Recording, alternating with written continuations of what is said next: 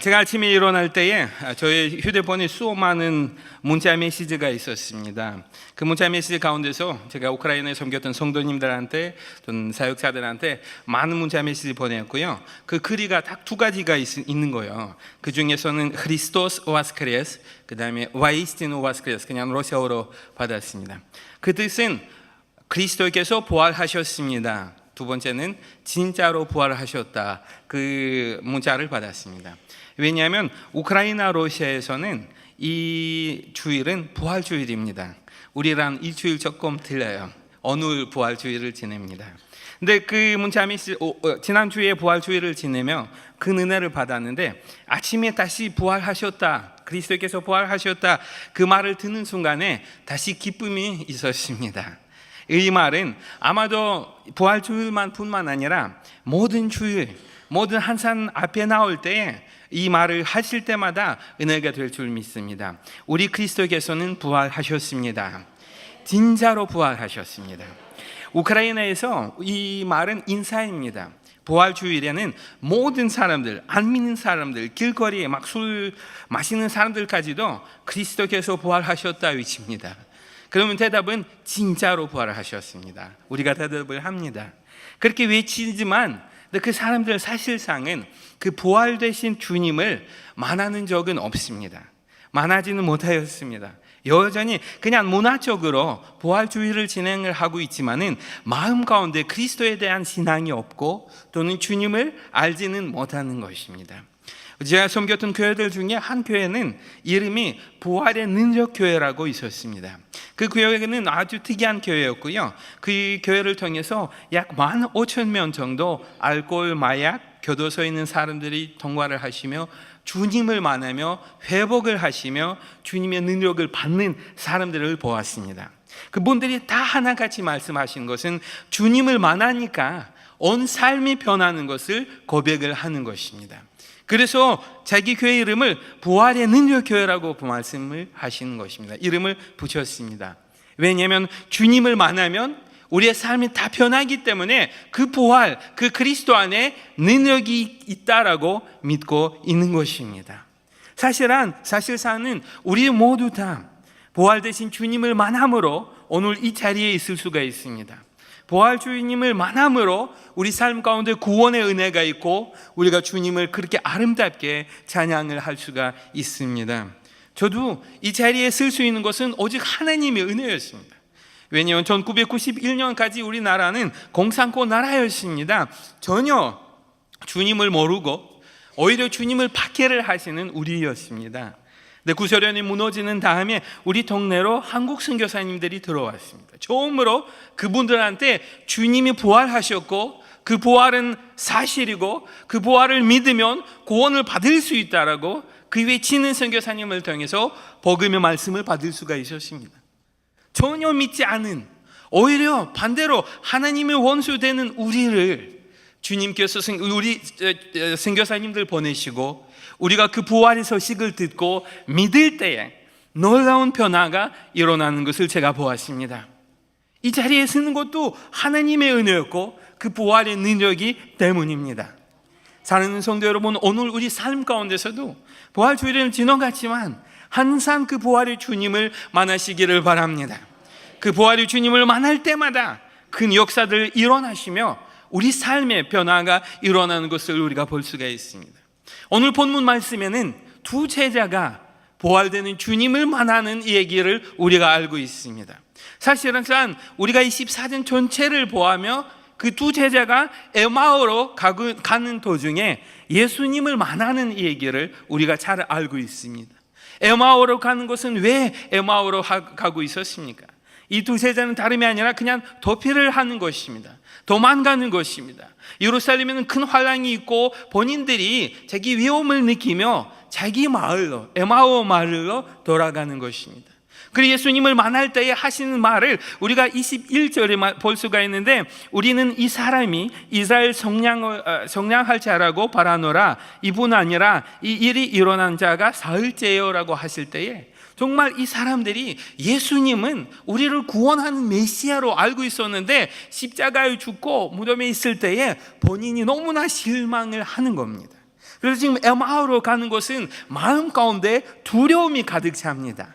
실망이 가득 찹니다. 절망이 가득 찹니다. 그게 낙심하고 절망하고 두렵고 무섭고 더더욱 믿지 않은 겁니다. 왜냐하면 사흘째가 되었는데 이미 주님이 부활하셨다라고 증거하는 여인들도 있었고 몇 분 제자들이 있었지만은 그 말을 믿지 않고 에마오로 도망가는 겁니다. 본인들의 마음 가운데 두렵고 불신으로 절망으로 낙심으로 가득하는 이 두 제자들에게 예수님께서 오시는 것입니다. 사랑하는 성도 여러분, 이것은 하나님의 은혜입니다.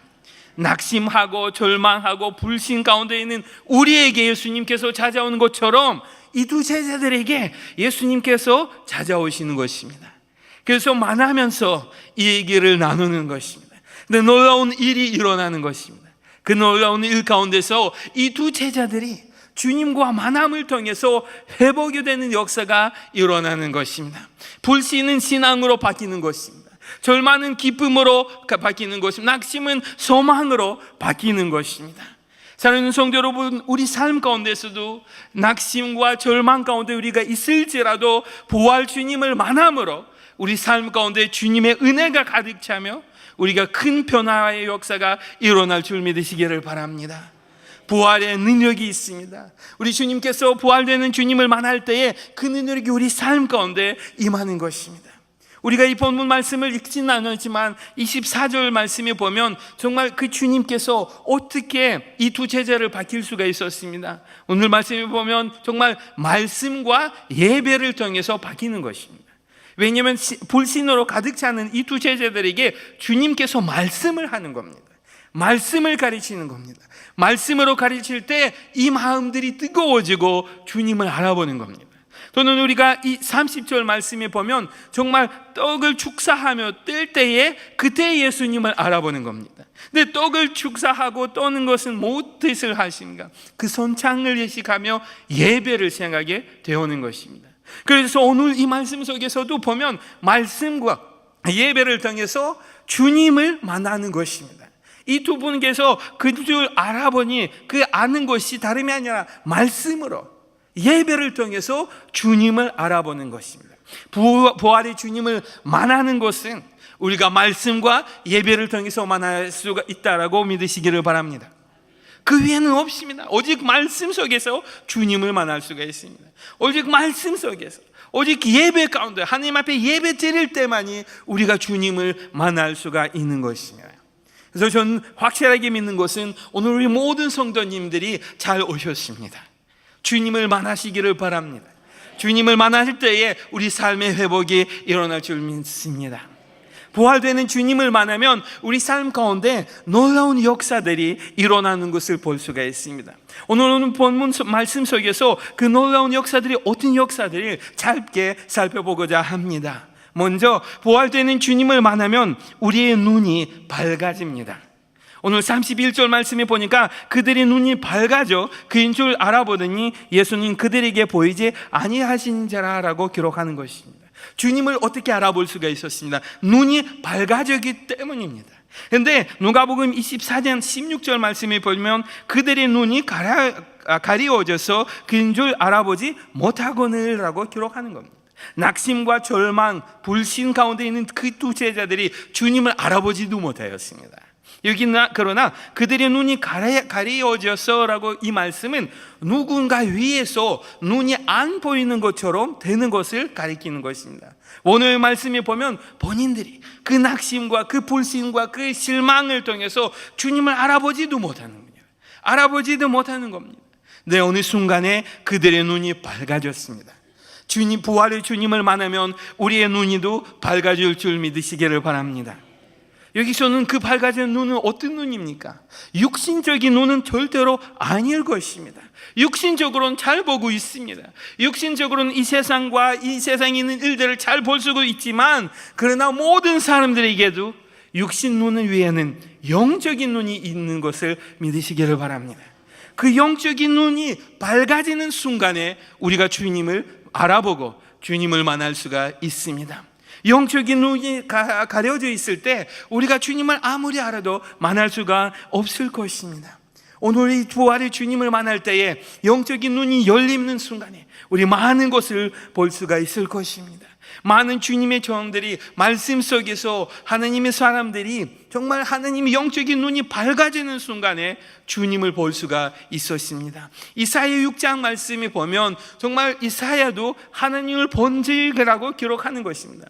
이사야도 하나님을 보는 것입니다. 근데 하나님을 볼 수는 없지만은 영적인 눈으로 환상 가운데 이사야가 보는 것입니다. 우리가 항상 영적인 눈이 열리는 순간에 볼 수 있는 것은 바로 하나님을 볼 수가 있는 것입니다. 이 세상에 영적으로 적용들이 너무나 많습니다. 아직 주님을 만나지 못하고 부활의 능력을 못하고 복음을 모르는 사람들은 다 영적으로 적용입니다. 영적으로 볼 수가 없는 것입니다. 그분들에게 주님, 부활의 주님을 만나는 역사가 일어나야 될 줄 믿습니다.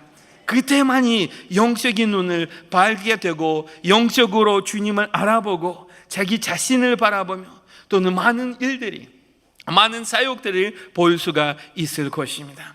전 개인 삶 가운데서도 정말 영적인 소경이었습니다.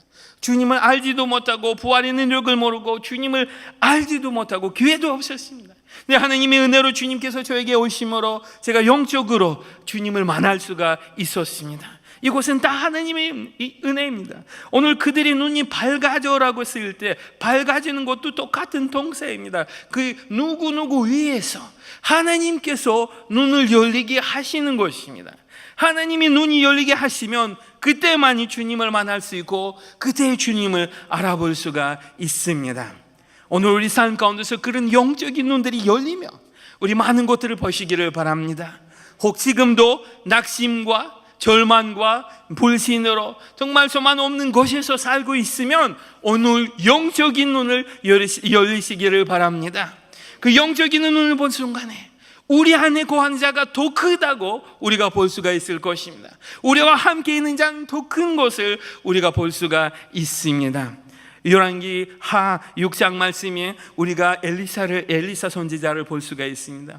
도단 도시에 있을 때는 아말렉 군대들 수많은 사람들이 모여서 그 한 사람 엘리사를 잡기 위해서 모이는 것입니다.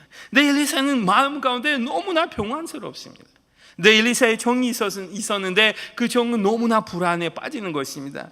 열왕기 하 6장 15, 16, 17절 말씀에 이런 말씀이 있습니다. 하나님의 사람이 상관이 일찍이 일어나서 나가보니 군사와 말과 병거와 성읍을 외워쌌는지라. 그의 상황이 엘리사에게 말하되 내 주여 우리가 어찌하리이까 하니 대답하여 두려워하지 말라. 우리와 함께 한 자가 그들과 함께 한 자보다 많으니라고 하고 기도하여 이르되 여호와여 원한 건대 그의 눈을 열어서 보게 하옵소서 하니 여호와께서 그 청년의 눈을 여시며 그가 보니 불말과 불병거와 손에 가득하여 엘리사를 둘러더라라고 기록하는 것입니다.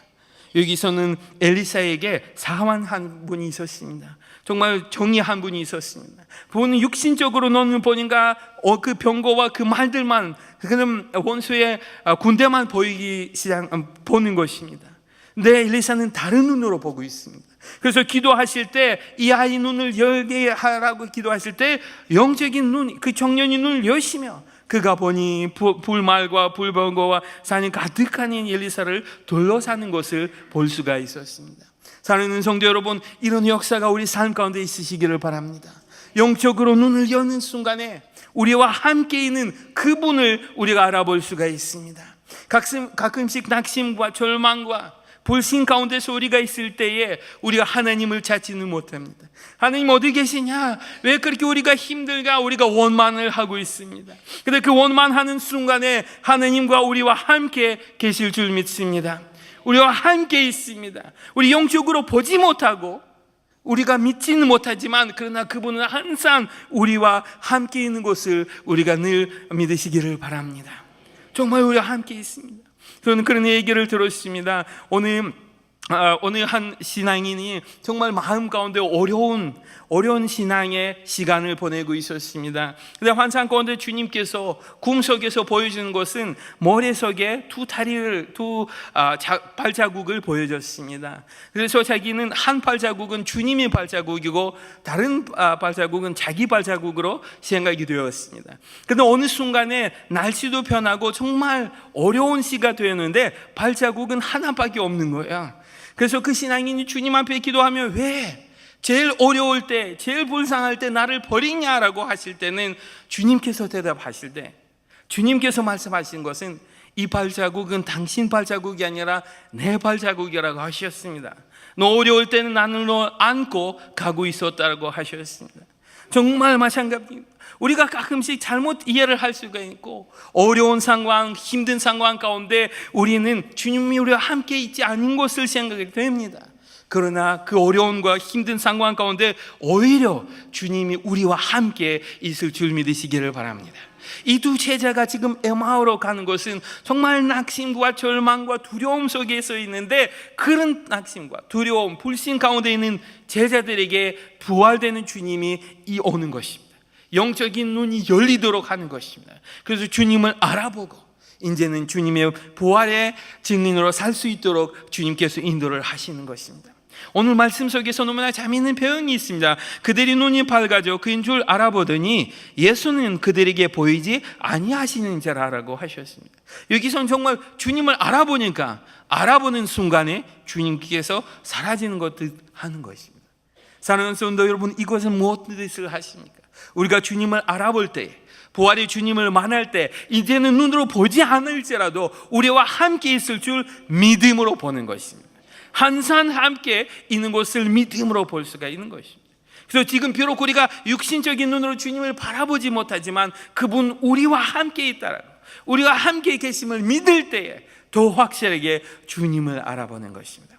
오늘 무엇보다 우리 모든 성도님들 마음 가운데 정말 영적인 눈을 열리며 정말 예수님께서 요한복음 20장 29절 말씀하실 때는 너는 나를 본 거로 믿느냐, 보지 못하고 믿는 자들을 복되도다 하시니라. 이 말씀을 위해 보지는 못할지라도 믿음의 눈으로 바라보는 우리 모든 성도님을 되시기를 예수 그리스도의 이름으로 축원드립니다. 두 번째로 부활하신 주님을 만나면 우리의 마음이 뜨거워집니다. 우리 마음이 뜨겁게 됩니다. 오늘 누가복음 24장 31절 말씀을 함께 읽겠습니다. 누가복음 24장 32절 말씀입니다. 그들이 서로 말하되 길에서 우리에게 말씀하시고 우리에게 성경을 불어주실 때에 우리 속에서 마음이 뜨겁지 아니하더냐 하고. 사랑하는 성도 여러분, 여기 말씀 가운데 주님과 만나니까, 부활의 주님을 만나니까, 말씀을 들어보니까 마음이 뜨겁게 되었다라고 고백하는 것입니다. 근데 이 두 제자들이 동시에 일어난 증세입니다. 동시에 주님의 말씀을 들은 순간에 마음이 뜨거워지는 역사가 일어나는 것입니다. 사랑하는 성도 여러분, 우리도 어떨 때 우리는 언젠가 마음이 뜨거운 적이 있다라고 믿습니다. 정말 수련회를 참석하고 아니면 우리 신앙생활을 하시며 뜨거울 때가 있습니다. 근데 가끔씩 영적으로 우리가 충만하지 못할 때는 마음이 식어가는 그런 일들이 있습니다. 다시 그 뜨거운 마음을 찾고자 하는 마음이 우리가 가득 찹니다.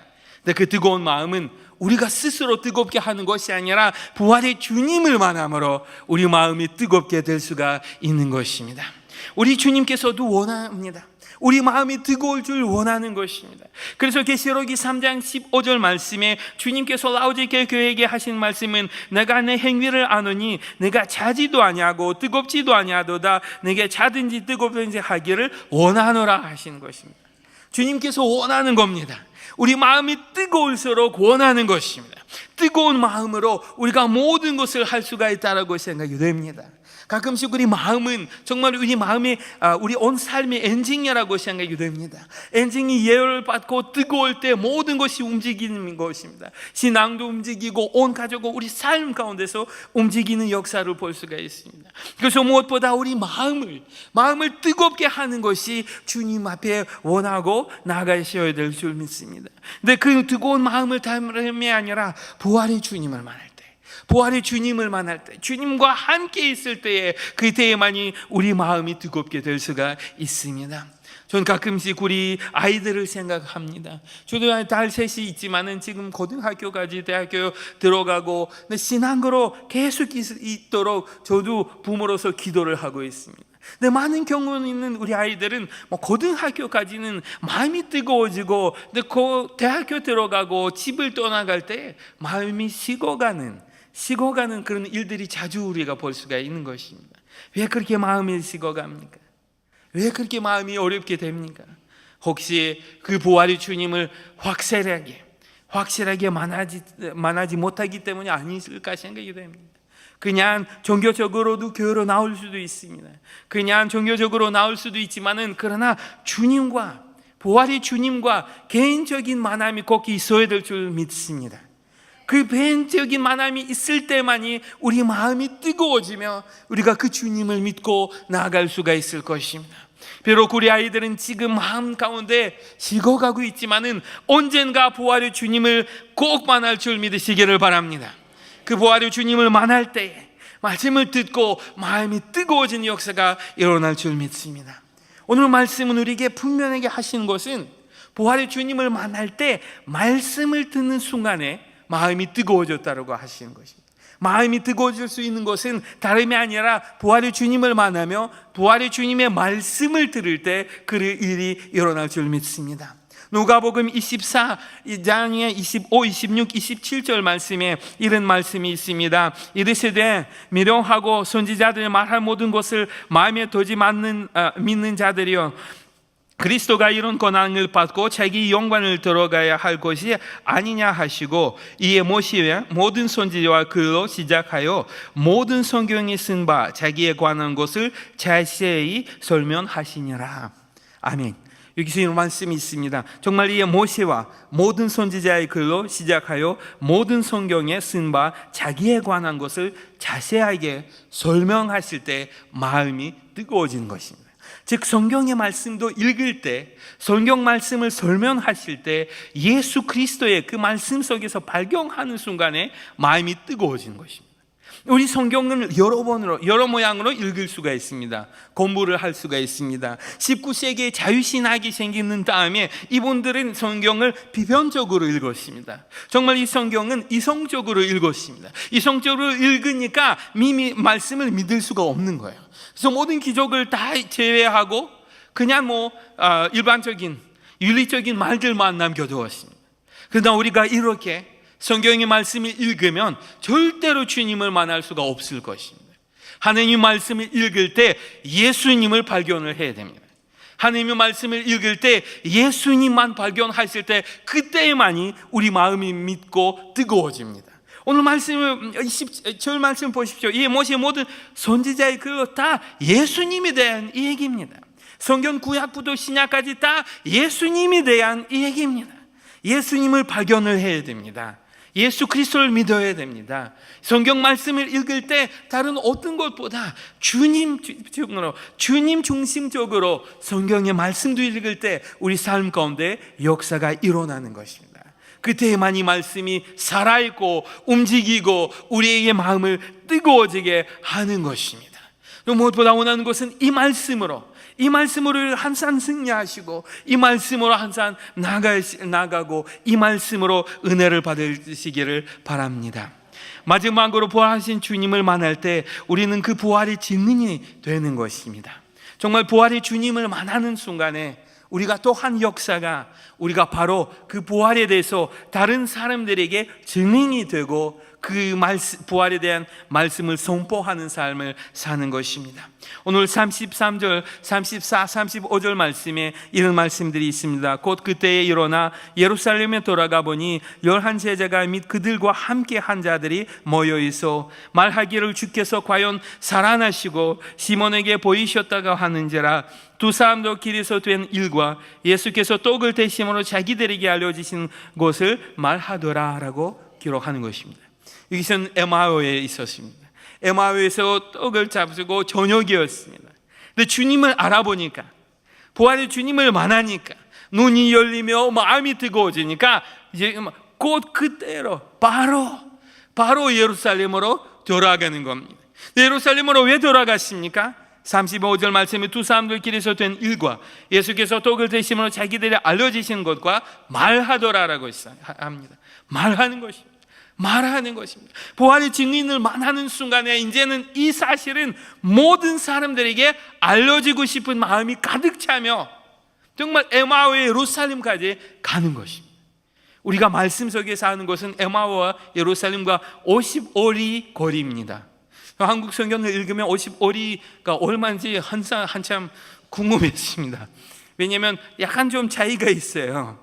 50오리가 계산을 해보니까 한 20km 정도 되고요. 그 러시아 거리는 한 10km 차이고요. 뭐 아무쪼록 얼마 되는지 모르겠지만 20km 정도를 잡으면 밤새도록 달려야 됩니다. 밤새도록 걸어가야 됩니다.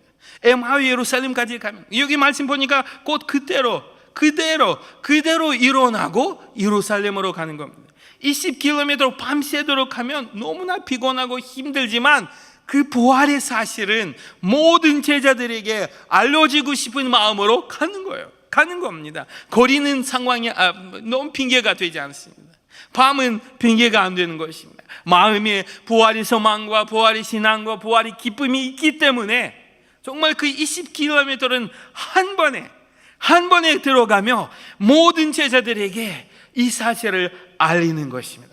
사랑하는 성도 여러분, 그렇게 부활의 주님을 만나는 모든 사도들이 마찬가지로 삶 가운데 평생 동안에 부활의 증인의 삶을 사는 것을 볼 수가 있습니다. 그래서 어떤 위험 가운데서 있을지라도 그 부활의 신앙을 항상 선포하며 항상 외치는 사도들이었습니다. 사도행전 4장 19절 말씀 20절 말씀은 베드로와 요한이 대답하여 이르되 하나님 앞에서 너의 말을 듣는 것이 하나님 말씀 듣는 것보다 옳은가 판단하라. 우리는 보고 들은 것을 말하지 아니할 수 없다 하니라고 기록하는 것입니다. 사도들이 그런 마음을 가진 거예요. 부활의 주님을 보고 부활의 주님의 말씀을 듣고 이제는 이 말씀을 말하지 아니할 수 없다. 우리는 꼭 해야 된다라고 하는 겁니다. 지금은 신이들의 연이 많은 사람들이 너무 위협을 하고 있습니다. 근데 본인이 하는 우리가 하나님의 말씀을 듣겠다, 우리가 말씀을 선포를 하겠다고 하는 것입니다.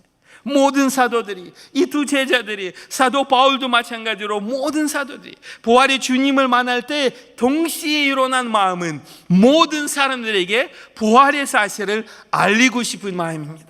사도행전이 우리 모든 사도들의 말씀을 보면, 모든 설교를 보면 그 핵심 내용 가운데 오직 예수 그리스도 부활이었습니다. 예수 그리스도의 부활이었습니다. 왜 사도들이 예수 그리스도의 부활을만 외쳤습니다? 왜냐하면 그 부활 속에서 능력이 있고 믿음이 있고 구원이 있기 때문입니다. 사랑하는 성도 여러분, 만약 우리가 부활의 주님을 만나면 우리도 마음 가운데, 삶 가운데 그 부활의 주님을 소개하고 전도하고 설명하고 싶은 마음이 가득 차야 될 줄 믿습니다. 우리가 확실하게 주님의 말씀을 전하며 모든 사람들이 부활의 사실을 외치시기를 바랍니다. 저는 타지키스탄이면 정말 회교권 나라입니다. 그게 회교권 나라에서 한 타지키스탄 사람이 주님을 만났습니다. 근데 택시 운전수예요. 택시 운전수인데 그 나라에 전도하는 것이 금지되어 있습니다. 본인이 와서 예수 그리스도를 소개하는 일은 정말 불법이에요. 그래서 본인이 고민하다가 어떻게 전도를 할까 생각하시는데 하나의 생각이 나는 것은 자기 택시, 그 회교권 나라에 그 거울에 십자가를 걸었어요. 나무 십자가. 그래서 회교인들 탈 때마다 이거 뭐냐라고 물어봐요. 그 본인들이 물어보기 때문에 자기는 그냥 대답만 하는 거예요. 근데 대답은 무엇입니까? 전도입니다. 바로 예수님을 전하는 것입니다. 근데 어떤 회교인들을 타면 물어보지 않는 회교인들이 있습니다. 그러면 그분이 뭐 하는 거면 십자가를 닦아요. 그분 앞에. 닦고 물어볼 때까지 다 따라가요. 사는 성도 여러분, 왜 이 운전수가 그렇게 하고 있습니까? 부활의 증인 되고 싶고 부활의 사실을 전하고 싶고 불법이고 금지되어 있지만은 전하고 싶은 마음이 가득 차니까 이렇게라도 전도를 하고 있습니다. 부활의 주님을 만나면 우리 삶 가운데 정말 그런 놀라운 역사들이 일어나면 우리도 부활이 그 증인의 삶을 살 수가 있을 것입니다. 저는 몇 주 전에 정말 좀 안 좋은 소식을 들었습니다. 마음이 많이 아팠습니다. 키르기스탄에 우리 정길표 장로님이 지금 사역하고 정교영 권사님이 사역하는 그 나라에 한 선교사 부부가 있었습니다. 우리 시드 선교에서 파송받는 김일호 선교사였습니다. 근데 주님의 부르심을 받고 몇 주 전에 세상을 떠나갔습니다. 그분을 제가 우크라이나에 있을 때도 같이 사역을 해보고 정말 좋은 분이었습니다. 근데 연세가 많으셨어요. 은퇴를 하시고 사모랑 같이 그 키르기스탄에 들어가고 사역을 했는데, 우크라이나로 같이 사역하실 때 바로 키르기스탄으로 들어갔습니다. 근데 들어갈 때는 너무 기쁜 거예요. 마음이 기쁨이 차는 거예요. 자기는 은퇴를 했지만은 그 은퇴는 아무것도 아니고 자기 주님을 위해서 뭐를 하고 싶고 부활의 증인 삶을 살고 싶고 들어가는 거예요. 그제 의료 그런 상황이 좋지 않으니까 병이 걸려서 이 세상을 떠나고 주님의 부르심을 받았습니다. 네, 전생하실 때 그 선교사님은 은퇴만 다 했는데, 섬길 만큼 다 섬겼는데 왜 그렇게 약간 그 어려운 그 키르기스탄으로 들어갑니까? 왜 그쪽으로 들어갑니까? 왜냐면 마음 가운데 부활의 그 신앙이 가득 차니까, 누구에게 이 말씀을 알리고 싶으니까, 누구에게 이 말씀을 알리고 싶은 말입니까? 그의 사모는 지금은 워싱턴에 있습니다. 그분을 만나고 물어볼 때 그분이 하신 말씀은 키르기스탄으로 다시 들어가겠다고 합니다. 본인도 연세가 많아요. 몸이도 좋지 않아요. 네, 들어가고 섬기는 그 학생들에게 다시 그리스도의 복음의 말씀을 전하고 싶다라고 그 마음으로 가득 차니까 이제는 선교도 아니고 그냥 가고 싶습니다. 사랑하는 성도 여러분, 부활의 주님을 만나면 우리 삶 가운데 이런 마음이 있다라고 믿으시기를 바랍니다. 누구에게 어떻게라도 부활의 증거를 하시며 예수 그리스도의 복음을 전하며 정말 그 말씀으로 많은 사람들이 구원을 받는 역사가 일어날 때 마음 가운데 놀라운 기쁨이 우리가 충만하게 볼 수가 있습니다. 에마오로 가는 두 제자가 낙심과 절망과 불신과 어려움 속에 있었지만 부활의 주님을 만났습니다. 이제는 담대하게 밤도 무섭지 않고 20km 한 거리도 무섭지 않고 예루살렘으로 돌아가고 확실하게 자기에게 있었던 일을, 부활의 주님을 만나는 그 일을 증거를 하고 있습니다. 만약 우리 삶 가운데서 부활의 주님을 만나는 역사가 일어나면 우리도 담대하게 어떤 핑계가 없을지라도 주님을 만나는 그 역사를 주님께 모든 사람에게 설명하고 고백하고 전도하는 삶을 사실 줄 믿습니다. 부활의 주님을 만나면 사람들은 이렇게 영적인 눈이 뜨게 됩니다. 부활의 주님을 만나면 사람들 마음이 뜨거워집니다. 부활의 주님을 만나면 사람들이 부활의 증인이 될 줄 믿습니다.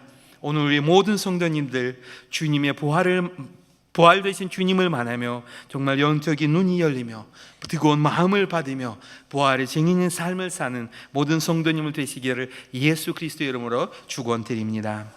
기도하겠습니다.